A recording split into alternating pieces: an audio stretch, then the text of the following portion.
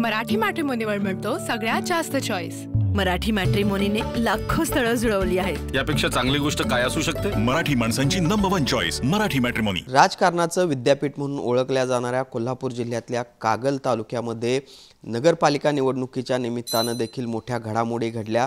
कट्टर विरोधक असलेले हसन मुश्रीफ आणि समरजित घाटगे यांनी एकत्रित आघाडीची घोषणा केली आणि त्यामुळे अनेकांच्या भुवया आहेत त्या उंचवलेल्या आहेत। राज्यभर या एकत्रित आघाडीची चर्चा सुरू झालेली आहे। खरं तर या आघाडी होण्याआधी समरजित घाटगे आणि संजय मंडलिक यांच्यामध्ये आघाडी होणार असल्याची चर्चा होती, मात्र काही तासात या सगळ्या घडामोडी बदलल्या आणि कट्टर विरोधक असलेले समरजित घाटगे आणि हसन मुश्रीफ यांनी एकत्रित आघाडी केल्याचं बघायला मिळालं। या सगळ्या संदर्भात बोलण्यासाठी माझ्यासोबत माजी खासदार संजय मंडलिक आहेत। आता काय सांगाल? खरं तर काही तास अगोदर अशी चर्चा होती की संजय मंडलिक आणि समरजित घाटगे एकत्र येऊन हसन मुश्रीफ यांना टक्कर देणार, मात्र काही घडलं मात्र काही वेगळंच। वेगवेगळ्या निवडणुका झाल्या, ज्यामध्ये लोकसभेच्या निवडणुकीमध्ये समरजित घाटगे मुश्रीफ साहेब सगळे आम्ही एकत्रच होतो आणि दोघांशी माझे चांगले संबंध होते। नंतर विधानसभेच्या निवडणुकीच्या निमित्तानं समरजित घाटगे पवारसाहेबांच्यावर गेले आणि त्यानंतर विधानसभेला उभारल्यानंतर महायुती म्हणून मी काम केलं आणि अशा काळात नंतर माझा काही त्यांचा फारसा संबंध राहिला नाही। पण ज्या चर्चा अशामुळे उठल्या असतील, कदाचित संजय बाबा घाटगे आणि मुश्रीफ साहेब पॅनल करणार, त्यांच्या विरोधात समरजित घाटगे आहेत आणि ते आम्ही म्हणून एकत्र करणार असं लोकांना वाटलं असेल, पण त्यामध्ये काही तथ्य नव्हतं। म्हणजे कागलमध्ये एकत्रित आघाडी करण्यासंदर्भात समरजित घाटगे आणि तुमची काही चर्चा झाली होती का?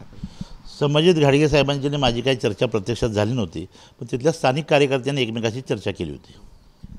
पण आता ज्या पद्धतीनं हे कट्टर विरोधक आता एकत्र आलेले आहेत, एकाच व्यासपीठावर आता काही काळ या सगळ्यामुळं दिसणार आहेत, कसं बघता या एकूणच कागलच्या राजकारणाकडे लोक स्वीकारतील? त्यांना स्वीकारतील की नाही मला माहिती नाही, कारण त्यांनी जे एकमेकावर आरोप केले, ईडीचे अगदी बंदूक काय त्यांच्या घरापर्यंत जाण्याचे, नंतर त्यांनी त्यांच्यावर काय काय आरोप केले, हे सगळं जनतेला आठवतं आहे आणि एका दिवसामध्ये हे पुसलं जात नाही। आता त्यांनी त्याला तोंड द्यायचं आहे। खरं तर राज्यातल्या वरिष्ठ नेत्यांच्या मध्यस्थीनं हा सगळा मध्यस्थीतून हे सगळं घडलं असं बोललं जातं आहे। आपल्याला काय वरिष्ठांकडून या संदर्भात सूचना किंवा त्या संदर्भात काही कल्पना दिली गेली? माझ्या पक्षाच्या वरिष्ठांच्याकडून या संदर्भात कुठलीही मला कल्पना दिली गेली नव्हती किंवा सूचना दिलेली नाही। म्हणजे मग संजय मंडलिक यांना कागलच्या राजकारणामध्ये एकाकी पाडण्याचा हा प्रयत्न म्हणायचा का, ज्या पद्धतीनं ही सगळी एकत्रित येण्याचा प्रयत्न असं बाहेर बोललं जातं आहे? पण कागलला ज्यावेळी राजकीय विद्यापीठ म्हटलं जातं आहे त्यावेळी माझं घराणंसुद्धा या विद्यापीठात एक प्रमुख घराणं आहे। त्यामुळे मंडलिकांच्या विचाराबरोबर हजारो लोक आहेत, त्यामुळे मी एकटा नाही, हजारो लोकांसह मी आहे, त्यामुळे मी एकाकी पडलेलो नाही। खरं तर ह्या सगळ्या विधानसभा निवडणूक झाल्यानंतर चर्चा अशा देखील केल्या जात होत्या की संजय मंडलिकांनी मुश्रीफ यांना मदत केली नाही असा आरोप मुश्रीफ गटाकडून केला जात होता। समरजित घाटगे गटाकडून आरोप केला जात होता की तशा पद्धतीची बोलणी करून देखील आमच्याकडं तशा पद्धतीनं पाहिलं गेलं नाही की ना मदत केली गेली। मी महायुतीच्या बाजूनच होतो, त्यावेळेचं वातावरण बघताना एक मतं कुठं गेली माहिती नाही आणि उमेदवार हेच दोन होते, आम्ही दोघांना मदत केली नाही, मग आमची गेली मतं कुठं, ह्याचा शोध त्यांनी घेतला पाहिजे। म्हणजे तुमच्यावर जे आरोप होतात त्यात काही तथ्य नाही असं म्हणायचं? अजिबात तथ्य नाही। युती म्हणून मी ठामपणानं मुश्रीफ साहेबांच्यावर राहिलो। पण लोकसभेला हे दोघंही आपल्यासोबत होते तरी देखील आपल्याला पराभवाचा सामना करावा। दोघं प्रचार करत होते, मुश्रीफ साहेबांच्या आणि त्या समरजित राजेंच्या भाषणात नसे की लाख मताचं लीड आम्ही कागलमधून घेऊ, पण प्रत्यक्षात ते 14,000वर आलं। पण त्यावेळीच्या घटना सांगत बसलो तर फार उशीर होईल, कारण प्रवीण राजे घाटगे हे शाहू महाराजांचे प्रचार प्रमुख होते, दुसऱ्या बाजूला मुश्रीफ साहेब प्रचार करत होते, पण कार्यकर्ते काय करत होते हा सगळा शोध घेण्याचा विषय आहे। आणि मग अशा पद्धतीनं मनात लोकांच्या जर ढवळलं असेल तर कदाचित काही घटना घडल्या असतील।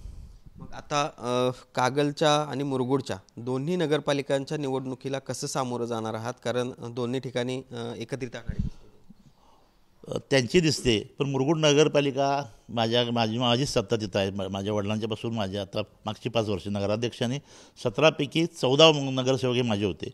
आत्तासुद्धा प्रवीण पाटील आम्ही मिळून तिथं 100% सत्ता येणार। कागलमध्ये शिवसेना म्हणून हा नव्यानं आम्ही प्रयोग करतो आहे आता लोकांचा प्रचंड प्रतिसाद आहे मला मिळायला लागलेला आहे.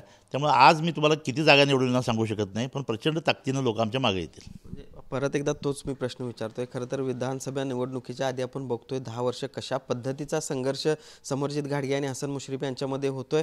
आता हे लोक स्वीकारतील असं वाटतंय का, किंवा हे सगळं स्वीकारणार नाहीत, काय वाटतंय एकूण? नाही, लोकांची भावना बघताना एकमेकाला केलेले आरोप, ईडीपर्यंतची एक तुरुंगात घालायची भाषा आणि दुसऱ्या बाजूला त्यांनी दिलेलं प्रत्युत्तर, यावर लोक आता खरं म्हटलं तर त्या दोघांच्याबद्दल नाराज आहेत असं मी ऐकलं. आता प्रत्यक्षात 2 दिवस छाननीने अर्ज भरायचा असल्यामुळे काही लोकांशी मी भेटलो नाही, पण प्रतिक्रिया वाईट आहेत.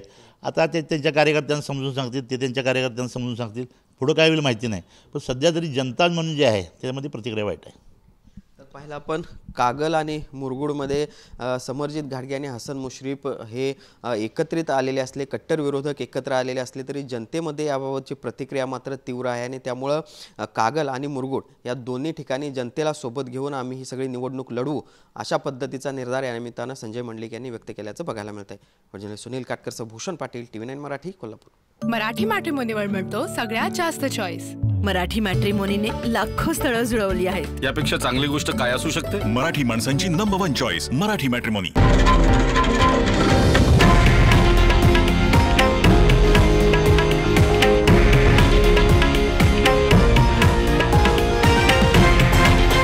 हे आहे देशातील नंबर 1 न्यूज नेटवर्क आणि आपण पाहत आहात TV9 मराठी, एकमेव.